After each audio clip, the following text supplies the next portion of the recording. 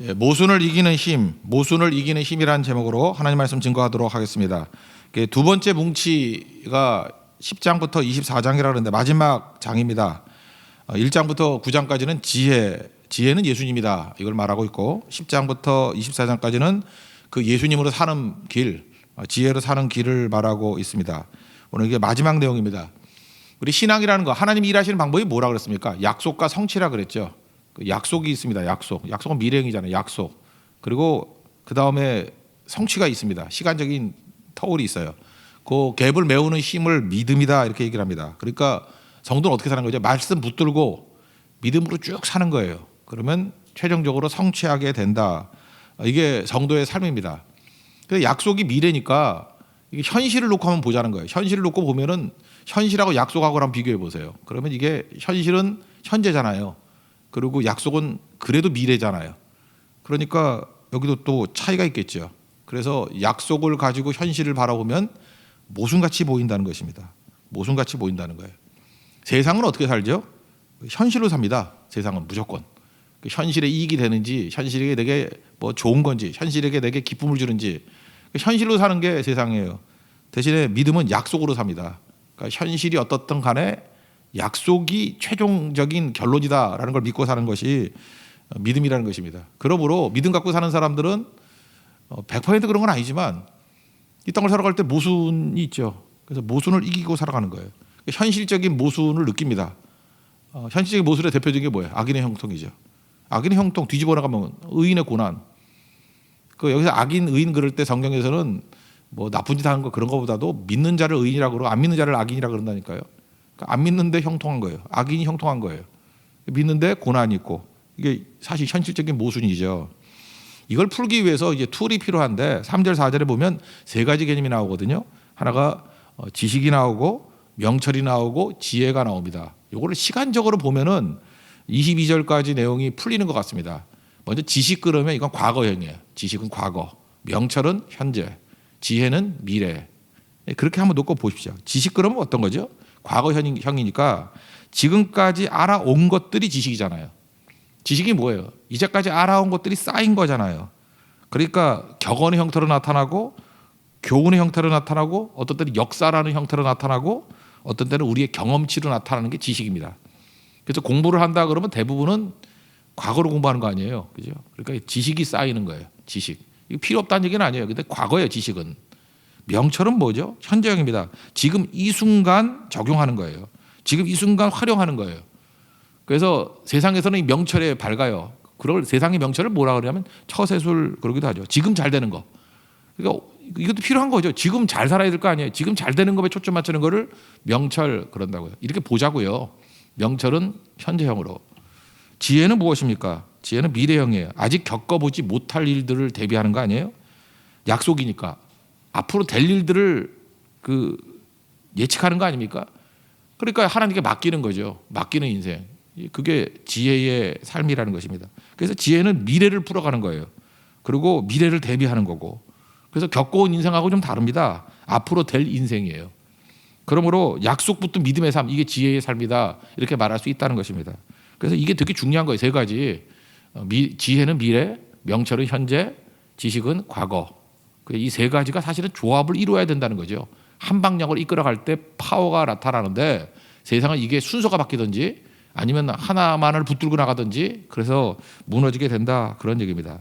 1절의 내용을 보니까 악인이 형통하다. 이게 현실적인 모순이죠.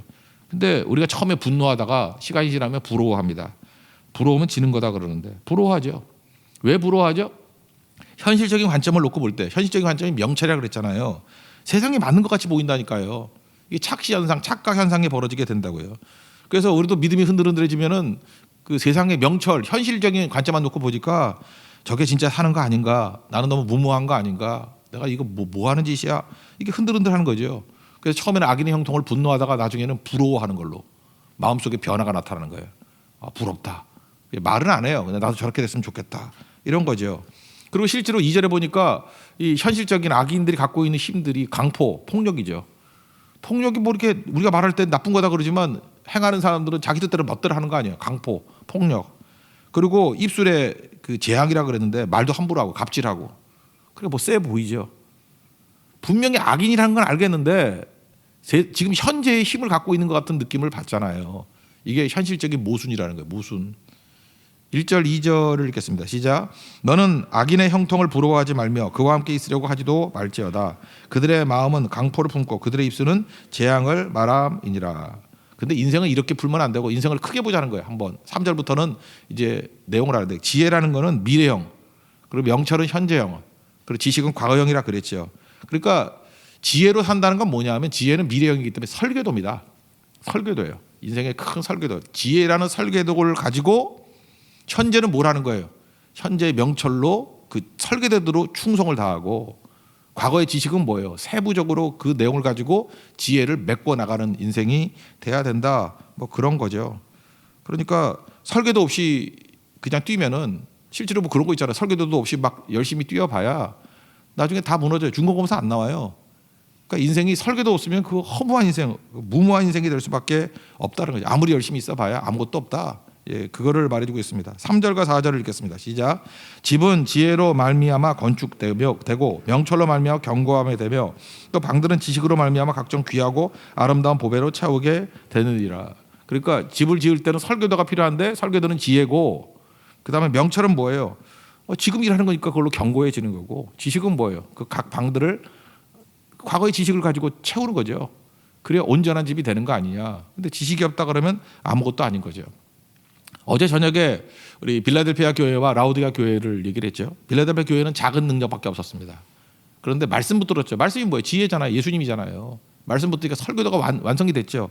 설교도가 온전하니까 뭘 하든 가치가 나오는 거죠. 하늘이 열리고 하나님과 연결되고, 이 설교도가 있으니까 불가능해 보이는 그저 그 순악질들도 다 변화되고 죽게로 나오는 기적 같은 일들이 벌어지는 불같이 일어나는 교회가 되더라는 거예요. 왜? 설교도가 있기 때문에. 그러니까 지혜 있고 나중에 명철과 지식으로 살았던 교회, 그러면 빌라델피아 교회예요. 반면에 모든 여건이 다 좋았어요. 그죠? 현실적으로 볼 때 명철도 있었죠. 나는 부자라 부요하여 부족함이 없다. 뭐 이따위 소리는 하고, 그죠? 현실도 괜찮은 거죠. 과거도 뭐 쌓인 것들이 많이 있었을 거예요. 그런데 라우디가 교회의 약점은 뭐예요? 지혜가 없어요. 지혜가. 설계도가 없어요. 그러니까 집단에는 뭐 사는 것 같이 보이는데 소모적인 인생이고 그냥 매일매일 그냥 즐기다 끝나버리는 인생이 되더라는 거예요. 그래서 이 교회의 핵심이 뭐라 그랬어요? 이런 교회. 그래서 미지근한 거. 그래서 그 하나님께서 격렬한 반응으로 토해버리겠다. 그래서 토해버리겠다. 그냥 무난한 교회, 그냥 불없는 무난한 교회. 그때 이 교회 핵심이 뭐예요? 어떻게 하면 다시 뜨거워지고 어떻게 하면 제대로 돌아오죠? 문을 두드린다 그랬죠. 예수님 모시고 예수님을 주인으로 모시게 되면 불같이 일어나게 된다고. 그게 무슨 얘기예요? 지혜가 들어오면 된다. 지혜. 설계도 대신 예수님이 들어와야 된다는 거예요. 그러면 살아난다. 그런 얘기죠. 그래서 사실은 빌라델피아 교회의 메시지나 라우디가 교회의 메시지나 같은 메시지죠. 지혜라는 설계도 있지 아니하고는 그 무엇도 의미가 없다라는 거죠. 1순위는 예수님인 지혜 붙들어야 된다. 그런 지혜가 중심이다. 그런 얘기죠. 그래서 그 다음 나오는 얘기가 뭐 전략과 지략, 이게 다 지혜의 또 다른 표현입니다. 그래야 최종 승리한다는 거죠. 이 설계도니까 완성이 되는 건 이거다. 그러니까 be fruitful, 생육할 수 있는 건 여기에 있다. 그죠? 나중에 fill the earth, 모든 걸 다 채울 수 있는 것들, 충만해질 수 있는 건 어디에 있냐? 설계도가 있어야 되는 거 아니냐? 예수님이 계셔야만 된다. 그런 거죠.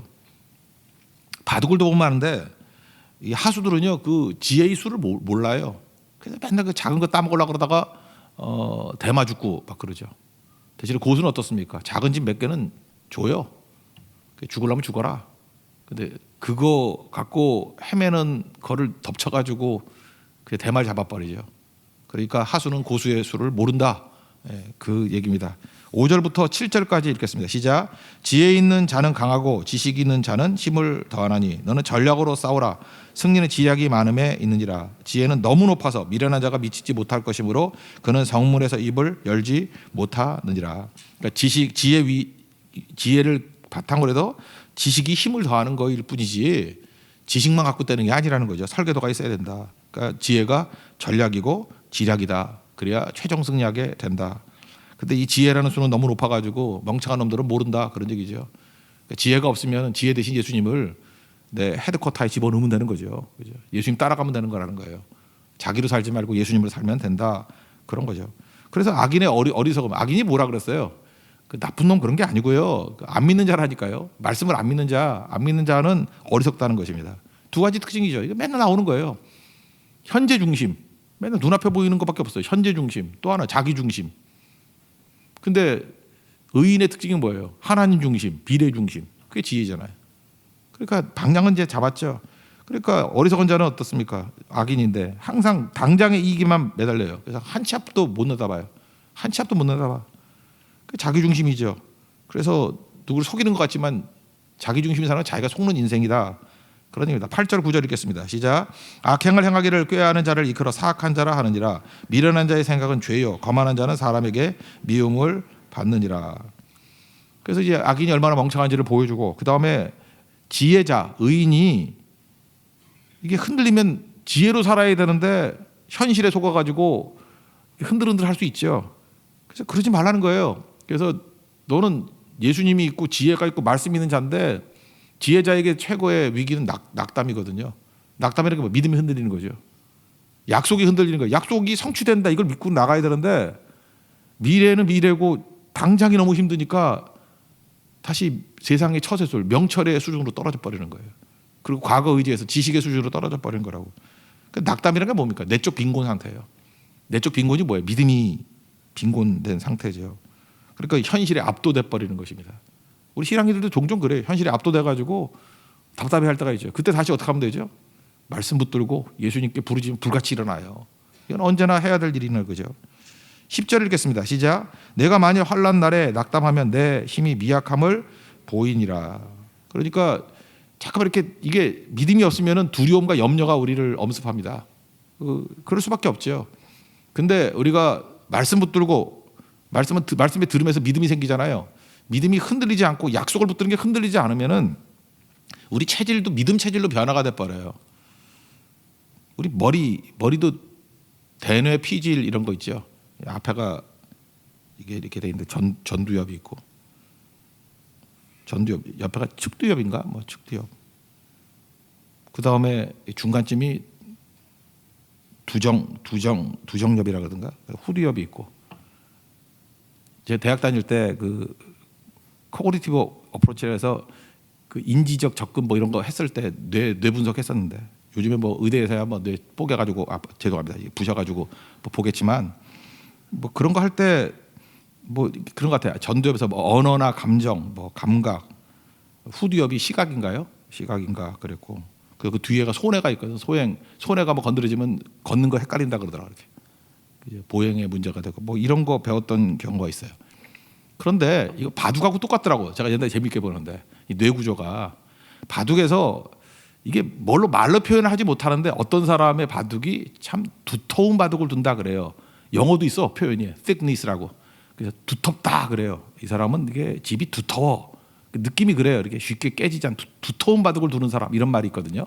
두텁다. 이게 그 뇌에서도 똑같더라고요.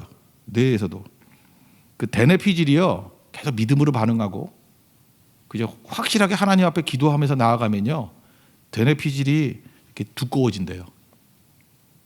두꺼워지면은 웬만한 불안이 와도 흔들리지 않고, 웬만한 두려움이 와도 흔들리지 않는다고. 근데 체질상 맨날 의심하고 맨날 현재밖에 모르고 맨날 질투하고 맨날 속상해하고 이러면은 제 학교 배울 때 보면 대뇌 피질이 얇아진대. 그런 사람들 보면 얇아져 있대요. 얇아져 있어가지고 뭐 한 가지만 문제가 생겨도 잠 못 이루고 뭐 약 먹어야 살고. 그러니까 굳이 얘기한다 그러면요, 우리 로마서 5장에 나오잖아요. 3절에 환난 중에도 즐거워한다고. 환난은 인내를 이거 근육이잖아요. 그 다음에 인내는 연단을 통해서 인격이 강해지는 거 아니에요. 그리고 연단은 소망을 이루느니라. 이게 굳이 뇌로 본다 그러면 대뇌 피질이 막 두터워지는 거예요. 두터워져서 웬만한 것들은 그거 아무것도 아니네 하고 이겨나갈 수 있는 그런 존재가 된다는 것입니다. 그 하나님 앞에서 좀 그런 능력들이 나타나는 것들이 있었으면 좋겠어요. 이 믿음이 굳건해지면 대뇌 피질이 두꺼울 뿐만 아니라 이걸 철학에서는 뭐라고 하냐면 존재의 용기라 그래요. 존재의 용기라는 게 뭐냐 하면은 말 뜻을 뭐 해석하면 이런 거 같아요. 어떤 환경이 온다 할지라도, 어떤 자극이 온다 할지라도 피하는 게 아니에요. 까지가 올라와라. 그러면서 다 수용해 버리는 거예요. 뭐 고난이든 뭐 난관이든 어려움이든 뭐 기쁨이든 다 수용해 버리는 거예요. 그리고 뚫고 나가는 거예요. 존재의 용기라고. 근데 이게 두려움과 불안에 사로잡히게 되면 사전에 보는 거예요. 어려울 것 같으면 피해 버려. 그러니까 미리 보는 거예요. 그래서 내일이 어렵다 그러면 안 가버리고, 그죠? 거기 가면 상처 입을 것 같아 그러면 아예 그냥 문거리 잠가 버리고 있고 쪼는 거죠. 근데 존재의 용기가 있는 사람은 어때요? 이게 믿음의 용기거든요. 믿음의 용기가 있는 사람들은 믿음은 저력이거든요. 부딪히는 거예요. 하나님께서 이길 힘 주시겠지, 감당할 능력 주시겠지. 그래서 뚫고 나가는 거예요. 이게 존재의 용기라고, 믿음의 용기. 그러면 대뇌피질이 계속 강해지겠죠. 뚫고 나가지. 제자들이 그러지 않아요? 얼마나 무서웠는지 방에 처박혀가지고 문 잠고 있었대요. 예수님이, 부활의 예수님이 들어갔잖아요. 쫄지 마 임마 그러잖아, 그죠?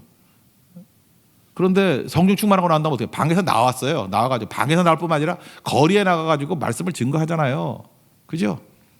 그리고 막 감옥에 집어넣으니까 뭐라 그래요? 그 그리스도를 위해서 환난 받고 핍박하는 것을 기뻐했다고. 좋은 게 아니라 기뻐했다고. 말하지 말라 그러니까 우리가 보고 들은 것을 어찌 전하지 아니할 수 있느냐 막 이러고. 이게 뭐예요? 존재의 용기죠.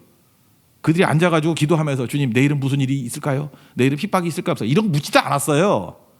그냥 어떤 조건이 온다 할지라도 믿음의 용기, 존재의 용기를 가지고 부딪히는 거예요. 부딪히는 거.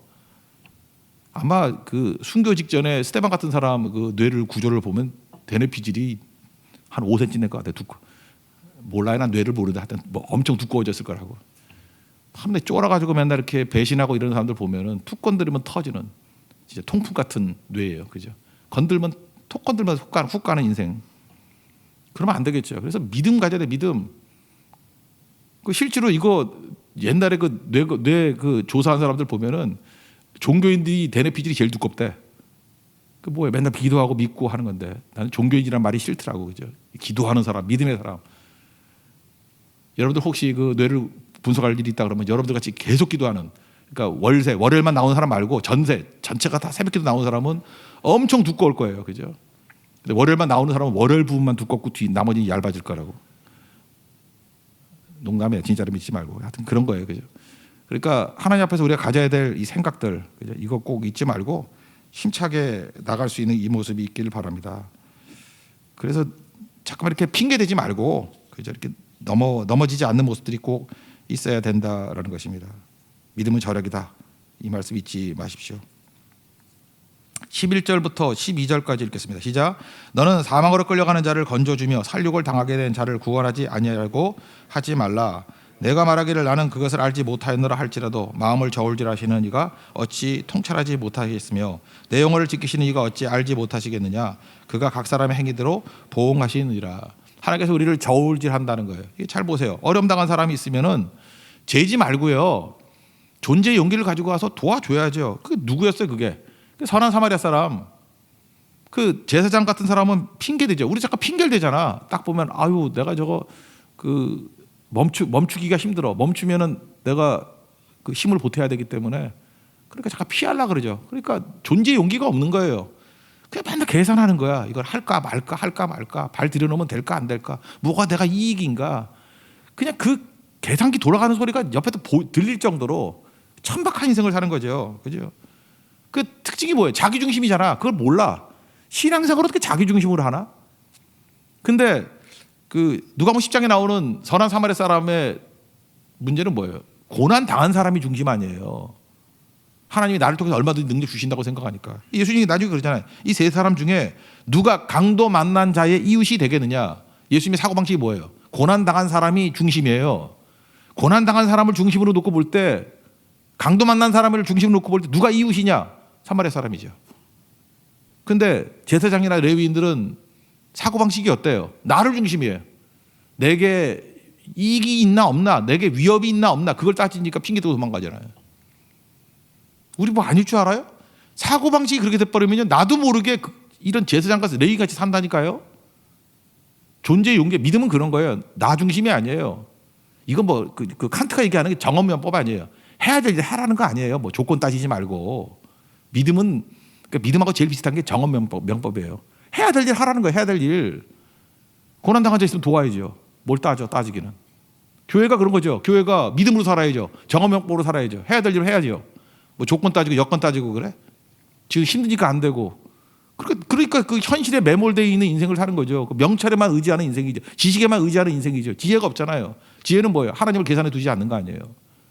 예수님이 주인된 인생이 아닌 거 아니에요. 그러니까 맨날 쪼글고 물러서고 결국은 우리가 악인이 나쁘다 그러면서 실제로는 우리가 악인으로 산다니까요. 믿는다 그러면서 안 믿는 사람 같이 살아요. 악인으로 살아가는 거. 그게 말이 되느냐? 그런 얘기겠죠. 그러므로 꿀 얘기는요. 꿀 먹으라는 얘기 아니에요. 양봉업자가 아니고 꿀이 우리에게 활력을 주듯이 지혜 붙들고 살면 우리가 활력이 일어난다는 거예요. 똑같은 얘기죠. 라우디가 교회가 미지근했죠. 라우디가 교회 꿀이 뭐예요? 그게 예수님을 영접하는 거예요. 예수님이 주인 되는 인생. 활력이 생겨나요. 불같이 일어난다는 거예요. 13절부터 16절까지 읽겠습니다. 시작. 내 아들아 꿀을 먹어라. 이것이 좋으니라. 송이꿀을 먹어라. 이것이 내 입에 다니라. 지혜가 내 영혼에게 이와 같은 줄을 알라. 이것을 얻으면 정령이 내 장래가 있겠고 내 소망이 끊어지지 아니하리라. 악한 자여 의인의 집을 엿보지 말며 그가 쉬는 처소를 헐지 말지니라. 대저 의인은 7번 넘어질지라도 다시 일어나려니와 악인은 재앙으로 말미암아 엎드러지느니라. 이게 존재의 용기죠. 이게 용기를 가지고 나가면 7번 넘어져도 7.8기죠. 하나님께서 다시 이렇게 세워 주신다. 그런 얘기입니다. 그러므로 하나님 중심으로 사는 인생과 악인같이 그 자기 중심으로 사는 인생은 판이 달라진다는 거예요. 그러므로 이제 의인 얘기하는 거예요. 믿는 사람들 하나님 말씀 바라보고 살지 악인들 이렇게 우리 똑같은 수준이 됐어요. 악인들이 싫으니까 저놈들 망하는 꼴 그 즐기면서 살지 말아요. 그래서 예수 믿는 사람들이 이제 누구 망했다는 얘기가 화제의 중심이 되면 안 돼. 누구 우리 막 핍박하고 공격하더니만 저놈들 막 쓰러졌네. 아이고 고소해라. 하나님은 살아계시다. 할렐루야. 그거 자체가 틀린 거예요. 그런 걸 관심도 갖지 말아요. 오히려 그걸 구원의 대상으로 여겨야지. 왜 그런 거 갖고 기뻐해? 하나님의 뜻을 이루는 거에 기뻐하는 거고 아니면은 슬퍼해야지. 그래서 기준이 그거죠. 그리고 악인이 넘어지는 거 너무 좋아하면요. 하나님께서 그를 불쌍히 여가지고 우리가 좋아하는 거 가지고 불쌍히 여가지고 이제 그만한대요. 이건 참 고차원적인 얘기인데 악인을 계속 괴롭히려 그러면 악인에 신경 안 쓰면 돼. 그리고 악인이 고통당하는 걸 슬퍼하면은 더 터져. 이거 진짜 극비를 가르쳐줬나? 하여튼 그런 거예요, 그죠? 그래서 악에게 지지 말고 선으로 악을 이기라 그랬잖아요. 그 얘기입니다. 17절 18절입니다. 시작. 내 원수가 넘어질 때 즐거워하지 말며 그가 엎드러질 때 마음에 기뻐하지 말라. 여호와께서 이것을 보시고 기뻐하지 아니하사 그의 진노를 그에게서 옮기실까 두려우니라. 어디로 옮기겠어요? 나한테 옮기지 뭐. 안 그래요? 누구 이렇게 고소해 보세요. 내가 당하지. 성경 그 얘기예요. 그러지 말라는 거예요. 그 정도로 뭐 그렇게 된다 그 얘기가 아니라 야 의인이라고 하면 어떻게 그렇게 살겠냐. 무엇이 기쁨이 돼? 하나님의 뜻을 이루는 것이 기쁨이 돼야지 악인이 고통당하는 걸 기쁨으로 삼으면 안 돼. 그럼 악이라고 뭐가 달라요? 뭐가 다르냐고 세상 쳐다보고 사는 거지. 그러니까 이 세 가지 중요하다니까. 지혜로 살아야 돼. 지혜. 미래형으로 살라고요. 예수님으로 살라고요. 그러면 최종 승리하는 거고 현실의 명철은 지혜의 뒷받침이 되는 명철이 돼야 돼요. 매몰되는 명철의 세속적인 그 처세술이라 그래요. 지식도 마찬가지라고. 지혜가 있을 때 지식이 방을 채우고 이게 능력이 되는 거지.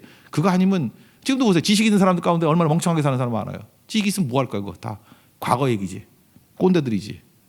나 때는 그러고 맨날.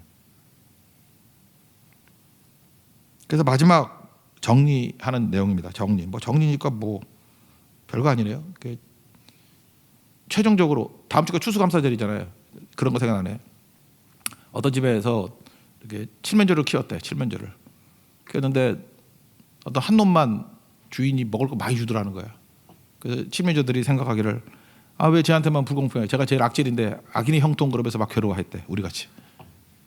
그랬더니 토요일쯤 되니까 진짜 살이 통통 오르더니만 추수감사절에 알죠? 예, 터키 요리로 올라와 있더라는 거야. 그러니까 안달복달하지 말고요. 지금 살찌는 것들은 곧 식사용으로 올라갈 애들이에요. 그 얘기예요. 그 얘기. 그러니까 미래의 최종 승리는 지혜 붙든 자가 승리하는 거다. 하나님 말씀 붙든 자가 승리하는 거지. 현재 상태에서 악인이 형통 이건 너무 조급한 거 아니냐 그 얘기죠. 어떻게 그렇게 천박하냐. 예수 믿는 사람들이 이게 크게 봐야 되는 건데 왜 현재를 바라보고 맨날 이렇게 조급해가지고 억울하고 부럽고 막 분노하고 그러냐. 악인의 형 때문에 괴로워하고 크게 보라는 거예요. 최종적인 거. 19절부터 22절까지 마지막 읽겠습니다. 시작. 너는 행악자들로 말미암아 분을 품지 말며 악인의 형통함을 부러워하지 말라. 대저 행악자는 장래가 없겠고 악인의 등불은 꺼지리라. 내 아들아 여호와 왕을 경외하고 반격자와 더불어 사귀지 말라. 대저 그들의 재앙은 속히 이 말이니 그 둘의 멸망을 누가 알랴. 그러니까 1절부터 22절까지 내용은 지혜, 명철, 지식. 지혜는 미래, 명철은 현재, 지식은 과거. 이 틀을 가지고 하면 명확히 이해가 되죠. 우리는 어떻게 살아요? 다 필요해요. 과거, 현재, 미래 다 필요한데 문제는 지혜를 중심으로 살아야 돼요. 설계도를 중심으로. 지혜라는 설계도를 가지고 현재 명철함을 가지고 충성을 다하십시오. 오늘을 충성하세요. 그리고 과거의 지식들을 다 동원해서 지식이 어디에 섬겨야 돼요? 이 지혜라는 설계도를 섬기는 데 사용해야 온전한 인생이 된다. 그래서 세상은 어때요? 세상 지혜라 그러잖아요. 세상 지혜가 뭐예요? 명철로만 사는 거예요. 맨날 오늘 눈앞에 있는 것들. 그래서 세상 사람들은 명철과 지식으로 살아요. 명철과 지식. 그래서 지식이 좀 있고 좀 판단력이 빠르면 돈 좀 벌고 파라파라 뛰다가 나중에 이제 칠면조율이 통통하게 돼가지고 가는 인생 된다는 거예요. 지혜 없으면 아무것도 아니다 그 얘기죠. 그 지혜 없는 칠면조 인생의 대표적인 게 라우디게아 교회. 라우디게아 살 길은 뭐예요? 지혜만 들어가면 살아. 내가 문 밖에 서서 두드리니 문을 열고 나를 영접하면 내가 들어가서 먹고 마시고 즐기자 그러잖아요. 예수님이 주인되는 인생을 살면 너 사는 길이다. 빌라델피아 교회는 작은 능력이지만 지혜 붙으니까 다 살게 되는 거다. 지혜의 우수성, 지혜의 능력. 예수님 붙들고 살고 말씀 붙들고 살라. 그 얘기가 마무리입니다. 마무리. 그리고 또 다른 이제 두 번째가 나오는데 두 번째는 뭐 간단히 설명하면 율법 정신을 세우며 살라는 거거든요. 율법 정신이 뭐예요? 억울한 자가 얻게 하라. 또 하나는 가난한 자가 얻게 하라. 그 얘기를 설명하고 있어요. 억울한 자가 얻게 하기 위해서 필요한 게 뭐죠? 우리 편이라고 봐주고 이러면 안 되죠. 그 정의의 신 디케 이렇게 눈 가리고 있다 그랬잖아요. 자기 편이라고 막 하고 그러면은 그런 것들이 나쁜 놈들이고 또 하나는 뭐예요? 그 동조하는 사람들, 지지하는 사람들도 공범이라는 거예요. 이렇게 지 편만 나서고 하면은 손절해요. 끊어버리세요. 그건 틀렸다. 그래야지 사는 거지. 그 심정적인 동조해주면 똑같다 그 얘기예요. 17절, 18절 읽겠습니다. 잠깐 여기가 아니라 17절이 아니라 제가 잘못 프린트를 해왔네요. 23절부터 29절까지 그냥 쭉 한번 읽어보겠습니다. 23절부터 시작. 이것도 지혜로운 자들의 말씀이라. 재판할 때 낯을 보아주는 것이 옳지 못하니라. 악인에게 내가 옳다 하는 자는 백성에게 저주를 받을 것이요 백성에게 미움을 받으려니와 오직 그를 견책하는 자는 기쁨을 얻을 것이요 또 좋은 복을 받으리라. 적당한 말로 대답하면 입맞춤과 같으니라. 내 일을 밖에서 다스리면 너를 위하여 밭에서 준비하고 그 위에 내 집을 세울지니라. 너는 까닭없이 내 이웃을 쳐서 증인이 되지 말며 내 입술로 속이지 말지니라. 너는 그가 내게 행한 같이 나도 그에게 행하여 그가 행한 대로 그 사람에게 갚겠다 말하지 말지니라. 공정하라 그런 얘기예요. 공정하라. 이거 뭐예요? 율법의 한 축을 세우는 거죠. 억울한 자가 얻게 하라. 또 하나는 율법의 또 한 축이 뭐예요? 게으른 자가 얻게 하라는 거죠. 그러니까 가난한 자가 얻게 하라. 가난한 자가 얻게 하기 위해서는 게으름이 없어야죠. 앞에 우리 술 취한 자의 참상 나오죠. 여기는 이제 게으른 자의 참상이 나와요. 그러니까 게으르면 내가 가난해진다는 거예요. 그럼 아무것도 안 되는 거죠. 그러니까 의인이라 그러면 열심히 벌어가지고 내 먹을 것과 섬길 거를 베풀 거를 가지고 있으라는 거예요. 그래서 가난한 자가 얻게 만들려고 그러면 게을러서 되겠느냐. 그래서 마귀는 우리를 가난한 자 만들기 위해서 게으르게 만들어버려요. 그래서 달란트 비유보세요. 게으름은 악이에요. 악하고 게으른 자야 그러잖아요. 그러니까 게으름을 이겨야 된다. 이게 마무리입니다. 그래서 율법 정신이 뭐예요? 그러니까 프로테스탄트 정신이 뭐예요? 정신이 막스 베버에 의하면은 그죠 공정한 거예요. 일단 그죠 공정한 거, 계약대로 하는 거, 약속대로 하는 거. 그리고 또 하나가 뭐예요? 열심히 사는 거죠. 열심히 근면성, 그죠? 성실하게 사는 거. 이게 되게 중요한 거죠. 그래서 남 성기게 살다는 거예요. 그 얘기입니다. 30절부터 33절 읽고 마치겠습니다. 시작. 내가 게으른 자의 밭과 지혜 없는 자의 포도원을 지나며 본즉 가시던 풀이 그 전부에 퍼졌으며 그 지면이 거친 풀로 덮였고 돌담이 무너져 있기로 내가 보고 생각에 깊었고 내가 보고 훈계를 받았느니라. 내가 좀 더 자자 좀 더 졸자 손을 보고 좀 더 눕자 하자 하니 군사같이 이르리라. 아멘. 그러니까 오늘 내용 아시겠죠? 천재 틀. 인생은 지혜, 미래의 지혜, 현재의 명철, 과거의 지식. 이게 지혜를 중심, 설계도를 중심으로 섬겨야지 온전해진다. 이거 붙들라는 거고 또 하나는 율법의 준행자 되라는 거예요. 억울한 자가 얻게 하는 공정성, 그리고 가난한 자가 얻게 하는, 그래서 부지런히 섬길 수 있는 종들이 되라. 이게 주의 마지막 말씀입니다. 이 말씀이 우리 삶 속에서 그대로 녹아서 열매 거둘 수 있는 믿음의 종 되기를 축원합니다. 자리에서 일어나겠습니다. 나는 주님께 속한 자 찬양하겠습니다.